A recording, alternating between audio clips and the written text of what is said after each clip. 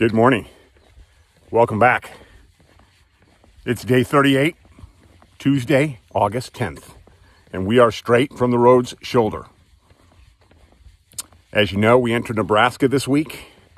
I've made my way down through Gross, Nebraska, through Bristow, Nebraska, and I'm now south of Paddock, Nebraska, on my way to O'Neill. Very early in the morning. We do have a nice sunrise. Rob and I were able to beat the sunrise and get the walk started. I'm already about 4 miles in. A 20-mile trek to O'Neill, Nebraska. It's actually where our RV campsite is based. So we drove down here a couple days ago, and then we've been driving back and forth so I can walk it as well. Hey, I had some great encounters yesterday. I went about 18 miles, and it was pretty high and heavy elevation changes just because of the way we're coming out of the Missouri River Valley. I'll have about 13 miles of that today, but it's going to be all on a 75-mile highway. Yesterday, I wove my way through the farmlands and many of the back roads. And one of the coolest encounters I've had so far was actually with a cow.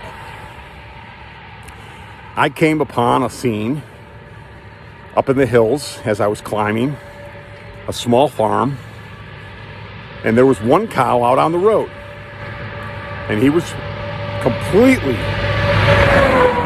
staying in his clover and eating his grass until he looked up and recognized that I was close to him. And the thing was, I was between him and his gate. The gate was behind me, and we both realized that. I'm going to try to show you this clip because I videoed it, and we're going to see if we can put this together. But basically, the cow looked up, realized the circumstances, and started to look for an exit. First, he went to his left, and he realized there was a fence, and he was all fenced in. So he came back to the middle as I continued to walk down the middle. And he looked at me, and he considered the middle. But then he continued on, and he went to his right. Turned around, considered the middle again, but lo and behold, really wanted to go to the right. He couldn't, and he had to turn back again. This time he came to the center, and he stayed there as I walked to the middle, and I walked up close to him, and we acknowledged that we didn't speak the same language. We weren't going to be able to communicate, but at least we came to the middle, and I proceeded to walk past. I found a couple of his cronies, his little Scrady cows, over in the trees. And then I came back to him, and we realized we're on common ground. It's going to be okay.